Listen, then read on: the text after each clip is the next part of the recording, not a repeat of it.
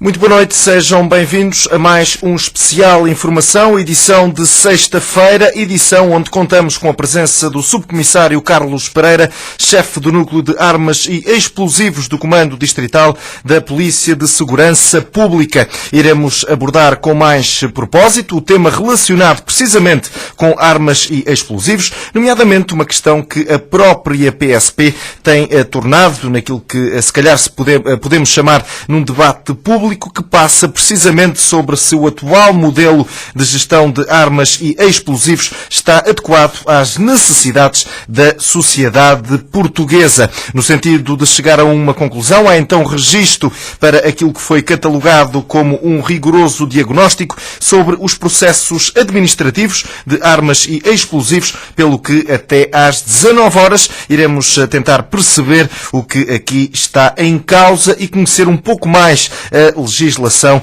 deste setor. Já sabe, pode acompanhar-nos pelas frequências 98 e 92 FM e ainda em direto para todo o mundo através do nosso site radiohertz.pt, onde está a ser feita a transmissão por áudio e também por vídeo. Senhor Subcomissário, bem-vindo, obrigado pela sua presença, muito boa noite. Boa noite. E se calhar começávamos por esta questão que, no final de contas, nos traz aqui este atual modelo de gestão, se enquadra nas necessidades da sociedade portuguesa. Boa noite. O quadro atual rege uma legislação muito recente, foi aprovado, que é o Regime Jurídico de Armas e Munições, aprovado pela Lei 5 de 2006, com algumas alterações, a última neste ano, em 2013, que é a Lei 50 de 2013, já sofreu alterações em 2007, 2009 e 2011. O modelo é um modelo, no meu ponto de vista, é um modelo adequado neste momento ao quadro atual de armas e munições. Uma vez que a última legislação já era de meados do século passado, essa sim estava completamente utilizada para o tema em debate.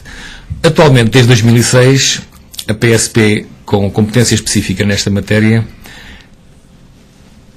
nós temos tentado adaptar, temos um sistema informático muito bom neste momento, ligado em rede a nível nacional, chama-se o SIGAI, que é o Sistema Integrado de Armas e Munições, e armas e explosivos, em que a qualquer momento nós sabemos o estado de cada arma, das licenças de uso e porte de arma dos cidadãos, dos requerentes, mas uma vez que é uma legislação nova, recente, nós estamos a falar de um universo de milhares e milhares e milhares de armas, muitas delas muitas delas ilegais, que foram introduzidas no nosso sistema jurídico, e temos tido alguma dificuldade. Mas estamos quase a chegar a bom porto na inserção dessas armas mais antigas e nas atuais. Quem nos está a ouvir sabe que haverá alguém que tem um livrete que já não foi emitido e já o tem pedido há 3 anos, mas nós estamos a trabalhar a sério nisso e muito brevemente vamos concluir esse processo. É um processo moroso, é um processo que a polícia teve que se ajustar, foi investido muito dinheiro neste programa e em recursos humanos, em especializações em recursos humanos, e estamos a chegar a bom porto, e eu penso que brevemente isto vai funcionar muito bem em termos de emissão de licenças, de transmissão de armas, importação e exportação. Permita-me entrar neste campo dos licenciamentos para lhe perguntar o seguinte, até para que quem nos ouve e quem nos vê possa ficar com uma ideia. Esta matéria de licenciamentos, vamos imaginar uma divisão policial, é o setor que se calhar tem mais trabalho. Digo eu. Tem muito trabalho. Eu posso lhe dizer que, em termos nacionais, a Polícia de Santarém, em geral, temos o Comando de Santarém, depois temos as várias subunidades, incluindo Tomar, onde estamos neste momento. Nós somos o terceiro comando a nível nacional com mais pedidos registados de licenciamento de armas e munições. Dá muito trabalho, é um distrito, o distrito de Santarém por si é um distrito de tradição de caçadores, e há muitos caçadores, e os processos, contrariamente ao que muita gente diz, mesmo as associações que estão a perder associados, neste momento Santarém, em relação, por exemplo, ao ano passado, subiram o número de registros, de 2011 para 2012, posso dizer que subiram 74% o nível o número de pedidos dos vários licenciamentos. Fomos o terceiro comando a nível nacional com mais registros e este ano estamos a aumentar também. Por isso, é um distrito com muitos caçadores e com muita atividade nesta área. Aquilo que pretendemos com este programa, essencialmente, é informar as pessoas. Essa missão de informar, cabe somente à Polícia de Segurança Pública? Não cabe só à Polícia de Segurança Pública, mas a Polícia de Segurança Pública, como lhe foram atribuídas competências específicas nesta matéria, somos a única entidade policial a gerir o processo de armas e explosivos, que a nós compete-nos em particular dar informação às pessoas, informá-las, mantê-las informadas e atualizadas em relação a este tema que estamos em discussão. Sr. Subcomissário, pergunto-lhe, para um cidadão que não tenha qualquer ligação a qualquer força da autoridade, é fácil obter um licenciamento para porte de arma? Como é que decorre esse processo? Neste momento, estamos a limar as últimas arestas, e a partir de 2014, no ano que vem, isto é um processo que tem vários contornos. Um deles é a obrigatoriedade de nos 60 dias anteriores à caducidade da licença, as pessoas vão receber nas suas casas uma carta que até agora era redigida na polícia e vai passar a ser redigida no âmbito deste sistema integrado, vai ser enviado pela Imprensa Nacional Casa da Moeda. Já agora alerto, algumas pessoas não recebem as cartas, ou porque pensam que há alguma multa de trânsito, ou alguma carta das finanças. Alerta as pessoas que, se estiver no canto superior esquerdo, em caso de devolução, devolver à PSP de Santarém, recebam essas cartas, porque são alertas para as licenças, a renovação de licenças. Ou então os livretes que são emitidos através da Imprensa Nacional Casa de Moeda, as licenças do uso e porte de arma, essas notificações de renovações. E nessas renovações, a pessoa tem 2 meses, no mínimo 2 meses, para se dirigir a uma unidade policial, uma esquadra, ou o Comando Distrital de Santarém, estamos a falar só de Santarém, e aí é informado de tudo o que é necessário. Quem já fez uma vez, desde 2007, é a mesmíssima coisa. Tem que reunir uma série de documentação, temos que nos certificar da idoneidade, temos que pedir o registro criminal, informação policial, temos que saber se o cidadão é idóneo para usar armas de fogo, porque usar arma de fogo é uma responsabilidade muito grande. Os acidentes acontecem, felizmente cada vez menos, e há regras de segurança que as pessoas às vezes não cumprem, umas vezes por conhecimento, outras vezes por desleixo, e a ideia é essa. Por isso nós queremos alertar as pessoas, queremos informar as pessoas. Para além destes programas de rádio, eu faço visitas a associações de caçadores e já agora lanço o alerta. Quando precisarem de algum esclarecimento, é uma questão de combinar, de enviarem um pedido ao Comando de Santarém, que num dia à escolha deles alguém sabe dirigir para uma relação de esclarecimento. Vamos ter agora em Torres Novas na segunda-feira e vamos ter dia 27 em Santarém. Já agora, nesse rol de esclarecimentos, quais é que são as principais dúvidas que lhe têm sido colocadas? Há muitas dúvidas, e há muitas dúvidas não só pela parte dos caçadores, porque numa sessão que fizemos eu fiquei surpreendido com algumas dúvidas que eu pensava que as pessoas não tinham. Os próprios caçadores têm muitas dúvidas, e depois não só, porque não há só o regime jurídico de armas e munições, não engloba só caçadores, engloba tudo o que é armas, desde armas brancas, armas de ar comprimido, reproduções de arma de fogo, armas de alarme, todo o tipo de armas. E as pessoas não sabem o que fazer, às vezes não sabem onde é que podem usar uma arma de ar comprimido, a vulgar pressão de ar, não podem usar, só podem usar em propriedades privadas, e as coimas são muito altas, já vamos falar nisso mais à frente das coimas. Se estamos a falar de armas de alarme que precisam de uma autorização, estamos a falar de, por exemplo, pessoas que morrem deixam as armas, os herdeiros não sabem o que fazer às armas. Os herdeiros têm 90 dias para declarar as armas à polícia. Nada lhes acontece se eles, nesses 90 dias, declararem as armas à PSP. Vão a uma esquadra e digam: olha, tenho estas armas, o meu avô faleceu, o meu pai, e as armas estão aqui, e nós vamos dar a solução a isso. Há várias saídas. Agora, quando as pessoas não informam a polícia e ficam com as armas em casa, depois há coimas. E essa é uma coima que vai de 150 a 1000 euros, que é uma coima bastante alta, mas é das mais baixas deste regime jurídico de armas e munições. E a PSP não tem interesse nenhum em estar a aplicar estas coimas. Mas quando as coisas acontecem, nós temos que realizar um inquérito e as coimas são aplicadas. Por vezes nós temos noção que as pessoas não têm conhecimento desta lei. Mas, como sabe, o desconhecimento da lei não beneficia o infrator. Como tal, pode atenuar a pena, mas não beneficia. É esse tipo de informação que nós tentamos passar aos cidadãos. Tanto caçadores, como as pessoas que lhes faz muita confusão, porque agora as armas brancas, por exemplo, se podem comprar navalhas, se não podem comprar. É esse tipo de coisas que nós queremos alertar os cidadãos. Permita-me ainda insistir nesta questão da licença de porte de arma, e porque falou nesse registro criminal, alguém que tenha um problema ou que já tivesse um problema com a justiça, fica desde logo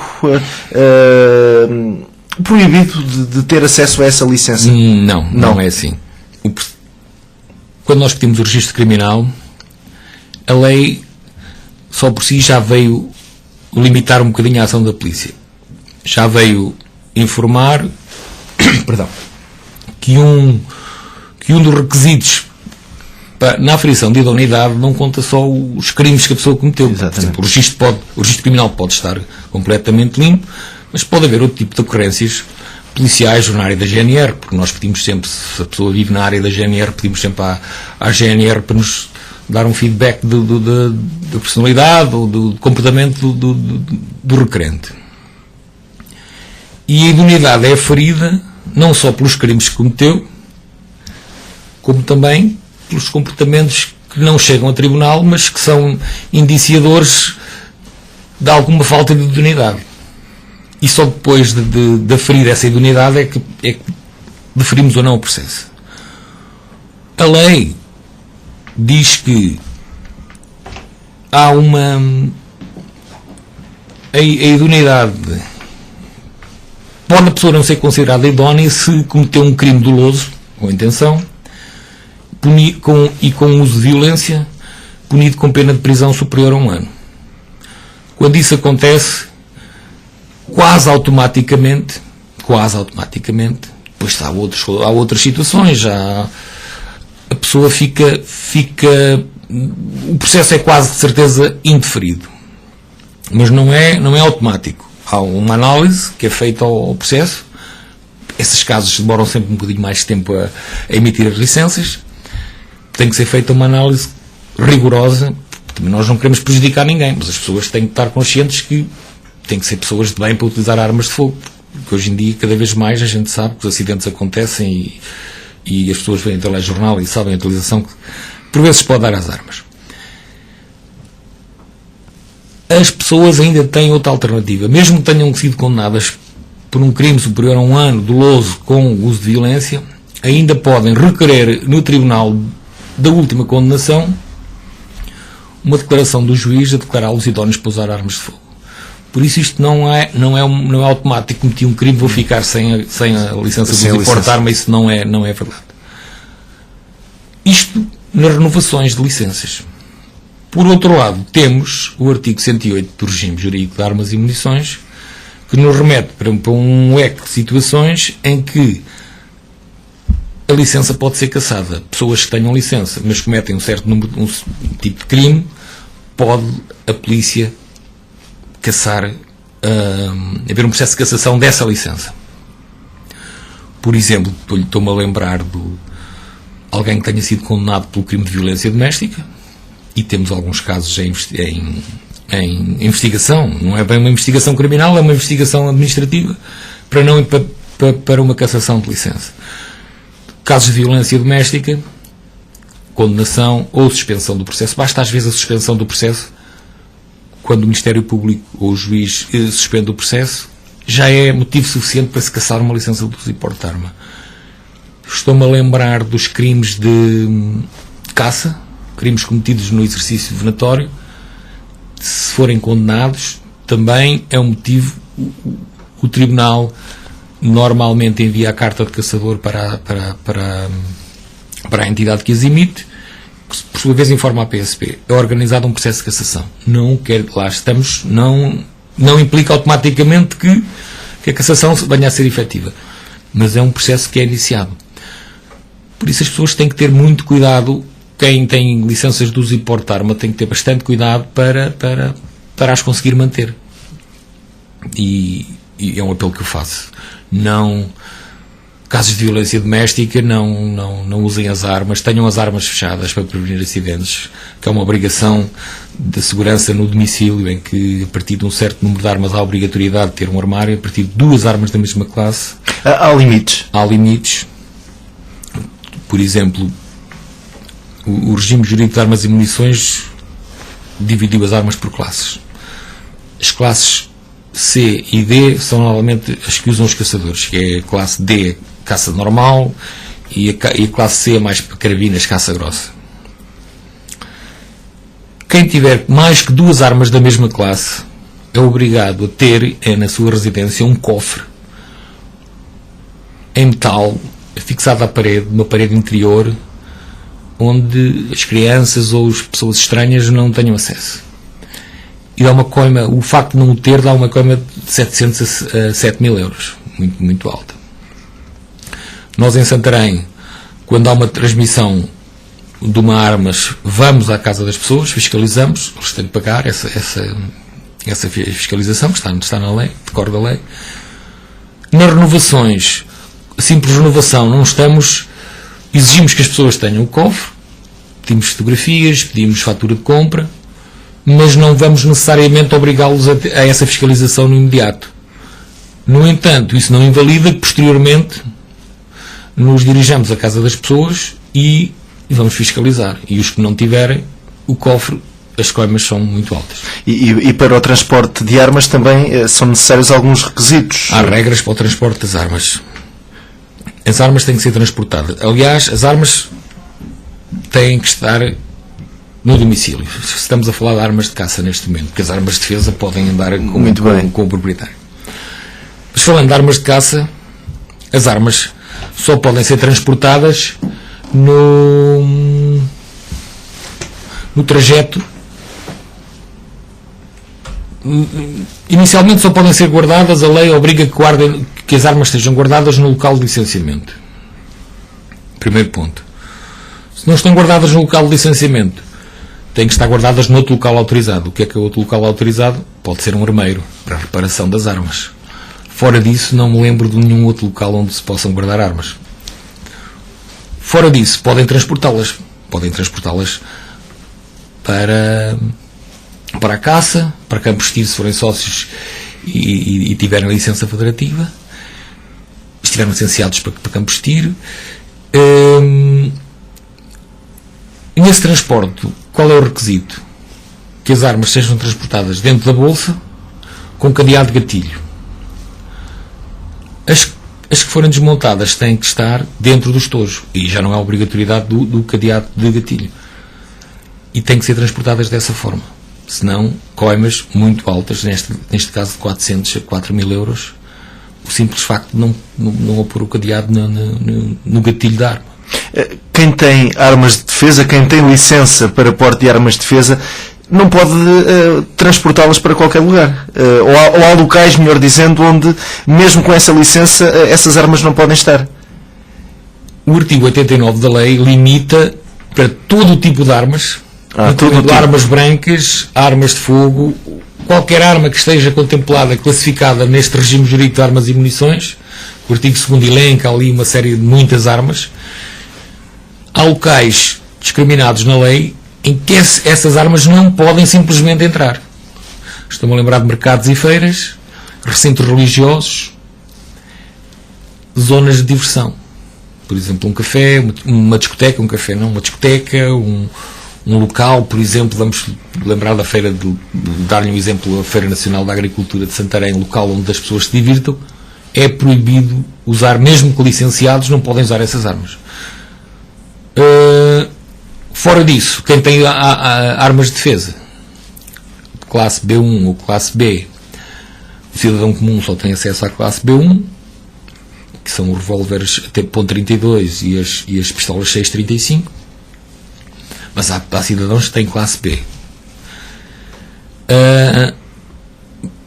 Podem andar sempre com as armas para qualquer lado, exceto para esses em que estão proibidos por lei, que a lei determina que não se pode usar armas. Nesses locais, de mercados e feiras, não se pode usar armas. Permita-me fazer uma questão que vai um bocadinho fugir aqui a este nosso âmbito informativo. Bem, a resposta acabará por ser informativa, mas de qualquer maneira, uma pessoa que tenha a licença de uma arma de defesa, imaginemos, vai na rua e depara-se com um assalto, com algo do género. Pode agir? Pode vestir a pele de polícia? Passo o exagero da expressão. Pode e deve em alguns casos. Pode e deve. É assim.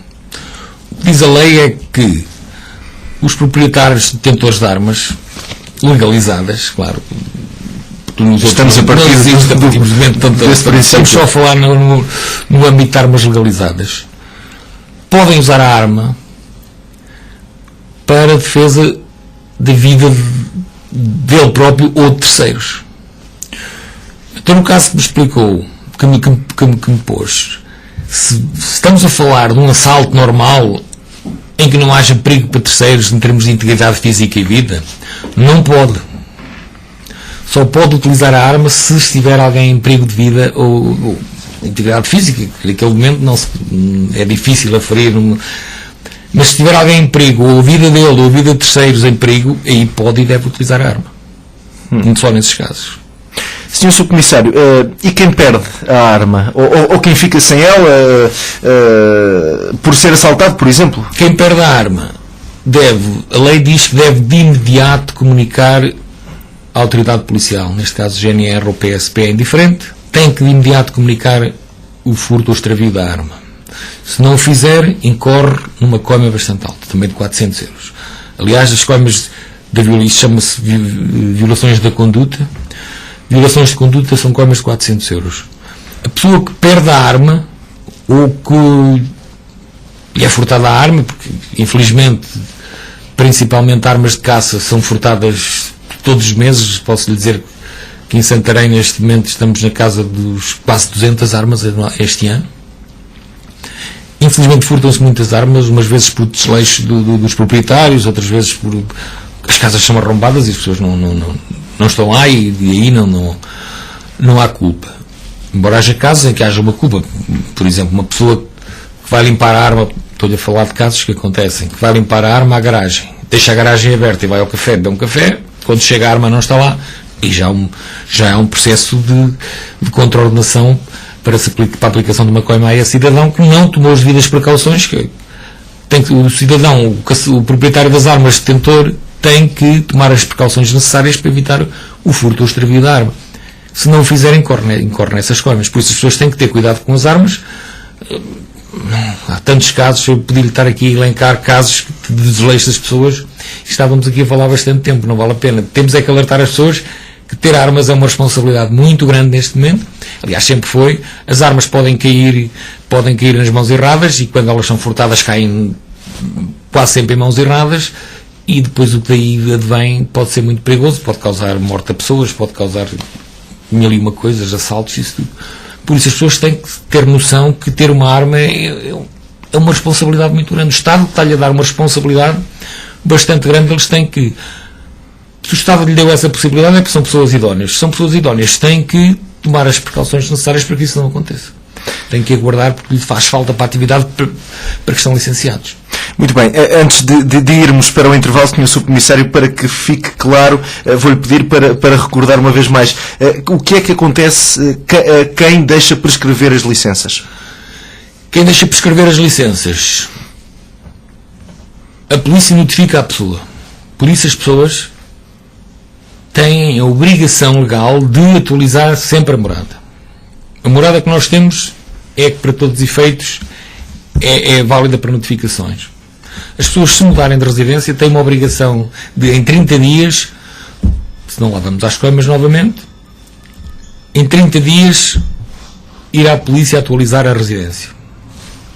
Se a residência estiver atualizada, vai uma carta registada. Se não for registada, há de seguir depois em carta simples, que é o que determina o Código de Processo Penal. A pessoa é informada que a sua licença caduca no dia 2 meses, mais ou menos, deve ser nos últimos 60 dias, e essa pessoa tem que, nesses 60 dias, reunir toda a documentação necessária para renovar a licença. Se o não fizer, há duas situações. Se o prazo ultrapassado desde a caducidade da licença for inferior a 180 dias, há uma coima de 250 euros a 2.500. Se a licença tiver caducado há mais de 180 dias, o que é que vai acontecer? Para além da contraordenação, o titular da licença é notificado para, em 15 dias, tem que renovar a licença ou alterar a licença. Por exemplo, se tiver uma caça, pode pedir uma detenção domiciliária ou outro tipo de licença, senão corre o risco de ficar sem as armas. É o melhor, não é de ficar sem as armas. Para além disso, ainda vai responder em processo de crime por posse ilegal de armas se não o fizer. Nesses 15 dias que a polícia lhe dá, a polícia limita-se a cumprir o que está determinado por lei. Nesses 15 dias a pessoa tem que renovar a licença ou tirar outra licença para poder manter as armas. Se não fizer nos 15 dias, incorre no crime de detenção ilegal de arma. E há outro pormenor. Enquanto que até aos 180 dias a coima é menor, a pessoa pode transmitir armas a terceiros. A partir dos 180 já nem isso pode fazer. Ou tira outra licença para as poder transmitir, ou então tem que as entregar ao Estado, sem lucro nenhum. Por isso as pessoas só têm estas hipóteses. Por isso, tenham atenção aos limites de caducidade das licenças. Muito bem, e vamos sair para o intervalo neste especial informação. Voltamos já de seguida. Estamos de volta para a segunda parte deste especial informação. Temos connosco o subcomissário Carlos Pereira, chefe do Núcleo de Armas e Explosivos do Comando Distrital da Polícia de Segurança Pública. Vamos seguir na sua companhia, já sabe, até bem perto das 19 horas, mais coisa, menos coisa. Senhor subcomissário, depois de tudo aquilo que já aqui foi falado, vamos então agora se calhar centrar-nos nas armas brancas e nas possíveis dúvidas que as pessoas têm relativamente a este tipo de apetrechos. Há aqui limites de lâminas, comprimento de lâminas para que passe a ser uma arma de posse proibida ou não? O tema das armas brancas é um tema complicado. E se é complicado até para nós, mais complicado é para o cidadão comum que não lida com isto todos os dias. O que a lei define como arma branca é um instrumento dotado de uma lâmina superior a 10 cm. O que não significa que essa arma seja proibida por ter mais de 10 cm. Porque senão não podíamos comprar as facas de cozinha, nem aquelas facas para cortar o presunto fininho, que tem 20 ou 30 cm de lâmina. O que a lei definiu como arma branca é, em abstrato, um instrumento dotado com uma lâmina superior a 10 cm.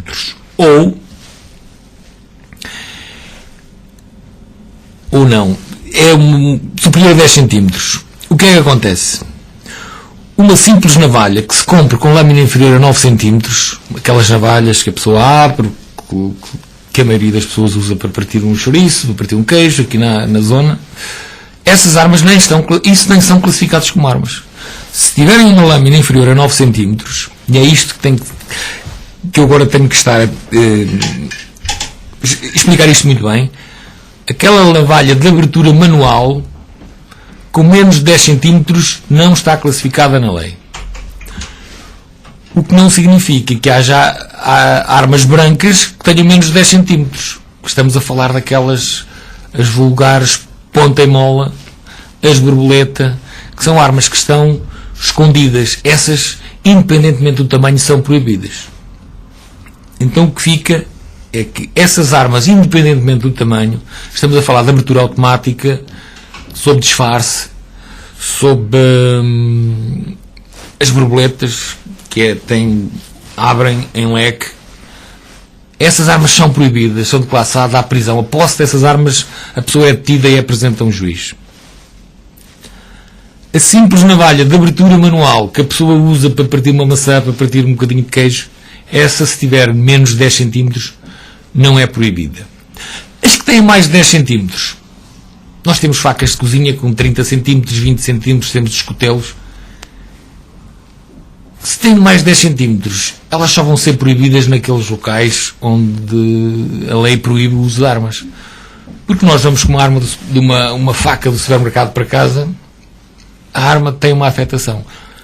O que é que tem que ficar? É que todas as armas têm uma afetação, ou a cozinha, ou essas armas brancas, estamos a falar de armas brancas, com a lâmina, ou de cozinha, ou a agricultura. Essas armas, regra geral, não são armas proibidas. Armas proibidas são aquelas armas que estão de abertura automática, de faca de borboleta, que estão escondidas, ou então em locais onde armas que tenham afetação é naqueles locais onde estão proibidas pelo artigo 89 da lei. Isto pode causar um bocadinho de confusão às pessoas. As pessoas têm que pensar que não podem ser detidas se forem comprar uma faca a um supermercado e a levam para casa, embora ela tenha mais de 10 centímetros de lâmina. E também podem ter más intenções. Também podem ter más intenções, mas há tantos instrumentos, quando as pessoas têm más intenções, há pedras, há paus que não estão classificados nesta lei, que também causam muito estrago. Esta lei compactou todo o tipo de armas no seu artigo 2º. Muitas armas, desde as bestas, desde os arcos, desde as facas, katanas, pistolas, armas, está tudo contemplado. Mas há que depois fazer esta separação, para as pessoas não terem confusão. Os canivetes com menos de 10 centímetros podem dar à vontade, nem estão contemplados na lei. Acima dos 10 centímetros, depende da afetação da arma. Se a arma, porque há armas que não têm afetação, são construídas essencialmente para ser usadas como arma de agressão. Estou-me a lembrar das mocas de Rio Maior, estou-me a lembrar daqueles chicotes que às vezes há aí que se fazem. Há entendimentos que também são proibidos, há entendimentos que não são. As próprias katanas, entendemos que têm uma afetação à agricultura, podem ser usadas na agricultura e podem ser compradas aí em lojas de ferragens, lojas da agricultura. Armas que têm afetação, em regra geral, a sua posse, a sua atenção não é punida. Ao contrário, é as outras armas que não têm, que são feitas exclusivamente para agredir. Já lhe dei exemplos, aqueles chicotes, aqueles paus, tacos de beisebol que não estão aferidos, que não têm as medidas exatas, que aí já vai ser considerado um bastão. Bastões extensíveis, esse tipo de armas, isso é tudo proibido. As pessoas que as têm que ter cuidado, não as tirem de casa, mesmo dentro de casa, se houver uma busca domiciliária, que as armas sejam lá encontradas. As pessoas podem ser detidas. Já agora, nesse aspecto decorativo, há lojas que vendem aquelas espadas tipo samurai. Essas e armas, quem as comprar? Essas pessoas têm que ter uma licença. As pessoas têm que ter uma licença de classe F para armas de ornamentação. A pessoa tem que se munir de uma licença, pedir ao Diretor Nacional da PSP, neste caso vai às esquadras, às unidades de polícia, e pede uma licença de classe F para poder ter essas armas em casa. Fora isso, a posse dessas armas é uma coima. Não vai para a parte criminal, é aplicada uma coima. Por isso as pessoas que tenham essas armas, que posso lhe dar o exemplo muito que aconteceu. Um indivíduo que lhe assaltaram a casa, ele tinha lá essas armas e a polícia apanhou o criminoso que lhe assaltou a casa e apreenderam-se essas armas. O criminoso foi punido com uma contraordenação por estar na posse de armas sem a licença, e o proprietário das armas foi punido também com a mesma contraordenação porque as armas eram dele e ele também não tinha licença. Por isso as pessoas estão sujeitas a isto. O alerta é: vão pedir uma licença de classe F de ornamentação para poderem ter esse tipo de artefatos em casa. E aqueles apetrechos de descargas elétricas, gás-pimenta? Armas elétricas, gás-pimenta, na minha opinião pessoal, são das melhores armas de defesa que temos ao nosso dispor, e o cidadão comum também tem. Que é uma arma que não tem efeitos secundários, tem um efeito imediato de fazer parar uma agressão, por exemplo. Um gás-pimenta, a pessoa para, fica 20 minutinhos ali com os olhos a arder. A descarga elétrica também tem um efeito muito prático no momento, e não são conhecidos efeitos secundários quem sofreu esse tipo de ataque. Como tal, neste momento, são as armas que melhor servem o cidadão. Para ter essas armas, há uma licença, que é uma licença de classe E, em que os caçadores que têm uma licença de classe C ou classe D já não precisam de ter essa licença, porque as licenças de classe C ou D já lhes permite ter essas armas. Mas o cidadão comum queira ter uma arma de defesa sem grandes problemas, tem que ter também, tem que obedecer às regras da idoneidade na mesma, tem que obedecer a ser uma pessoa de bem, e quer ter uma arma de defesa, que não de fogo. Então as armas elétricas têm que ser até 200 mil volts, uma descarga até 200 mil volts é permitido. Fora isso, já é uma arma proibida, já dá prisão. E o gás-pimenta tem que ter uma componente até 5% do gás, que é o CS, se não estou enganado. Não quero agora entrar aqui, que não tenho aqui a legislação à frente, não quero entrar em erro, mas tem que ser o gás-pimenta, tem que ter uma substância de gás-pimenta, numa quantidade de 5%, uma porcentagem de 5%, e isso é vendido em armeiros, tanto as armas elétricas como as armas de gás, são muito eficazes e não têm efeitos secundários. Por isso, as pessoas, se quiserem, dirijam-se à polícia, peçam uma licença para poder comprar essas armas. Munidos a licença, vão a um armeiro, não sei os preços, mas são vendidas legalmente, e a pessoa tem uma arma de defesa. Se a tiver sem estar autorizado, sujeitam-se às coimas, que também por acaso são de 400 euros. Não queria terminar este especial informação sem falarmos também dos explosivos, nomeadamente nos petardos. Os petardos era uma coisa que há muitos anos era comum, até nas papelarias, se comprarem petardos dos variados tamanhos. Isso é proibido. Isso é proibido. A Lei 50 de 2013 deste ano proibiu a utilização de petardos nos campos de futebol e no trajeto de ir para o campo, para os espetáculos esportivos. Aqueles petardos que se ouvem nos estádios de antes até este ano eram punidos com a contraordenação, senão, claro que não estavam autorizados. Neste momento já são criminalizados, as pessoas são detidas se estiverem na posse de petardos. O petardo, assim de uma forma genérica, é o que as pessoas chamam as bombas de carnaval ou bombas de arremesso. Que quem as compra tem que ter uma finalidade para as comprar, tem que ter um objetivo, normalmente caça, batida a raposas, ou então para a agricultura, para espantar a passarada. O que acontece? Essas pessoas têm que ir às associações de caçadores, normalmente são as associações de caçadores que pedem essas licenças, ou agricultores, e a licença é-lhes concedida para a compra desses petardos. Fora disso, não vejo outra razão para que esses petardos sejam vendidos. As licenças que passamos em Santarém são essencialmente destinadas à caça e agricultura. Muito bem, Sr. Subcomissário, não sei se Falta acrescentar alguma coisa? Certamente faltará. Tínhamos muito para falar sobre esta lei, mas no que concerne a explicar às pessoas evitarem as coimas, porque a polícia não tem interesse nenhum em estar a aplicar coimas às pessoas, principalmente numa altura de crise. Tentamos sempre aplicar pelo mínimo, mas quando temos uma situação, a lei obriga-nos a agir. É uma obrigação que decorre da lei, temos que fazer. As pessoas podem evitar. Queria só falar, se tivermos tempo ainda, claro que sim, um último ponto que as pessoas falei no início, mas não desenvolvi: as pressões de ar.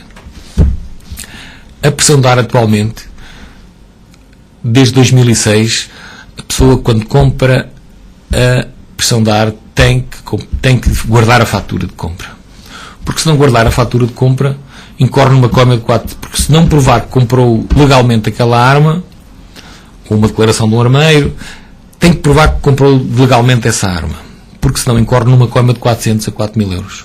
E digo-lhe já que temos aplicado bastantes. As pessoas não podem utilizar a arma fora das propriedades privadas. Aliás, para a comprar tem que ter mais de 18 anos e não lhe é exigido mais nada. No entanto, para utilizar essa arma, até 5,5, porque estamos a falar de ar comprimido de aquisição livre, porque há outras armas de ar comprimido, que já íamos entrar no outro capítulo. Mas as armas de ar comprimido de aquisição livre são aquelas até calibre 5,5 ou à saída da boca do cano uma velocidade de 24 joules. 24 joules. O que é que acontece? Muitas pessoas trazem as pressões de ar para fora das propriedades, ou para matar um pássaro, ou para fazer tiro ao alvo, e as armas são apreendidas e há um processo de contornação caro, um valor muito superior ao que a arma custou. Tem que ter noção que só podem usar as armas dentro de casa. E mesmo dentro de casa, posso lhe dizer casos em que há violência doméstica, em que há buscas domiciliárias, e as pessoas têm as armas lá em casa. Essas armas são apreendidas e é sempre organizado um processo de contornação. Por isso, um alerta: as pessoas que compraram armas depois de 2006, porque até 2006 a lei era omissa nessa matéria, têm que ter a fatura de compra para poderem provar à entidade policial que está a fiscalizar que a arma está detida legalmente. Senão a arma é apreendida e incorre nessa coima bastante alta. Muito mais havia a falar, mas o essencial está dito para informar o cidadão. Muito bem, Sr. Subcomissário, muito obrigado pela sua presença, obrigado pelo tempo disponibilizado e até uma próxima oportunidade. E assim finalizamos mais esta edição do Especial Informação. Fique connosco.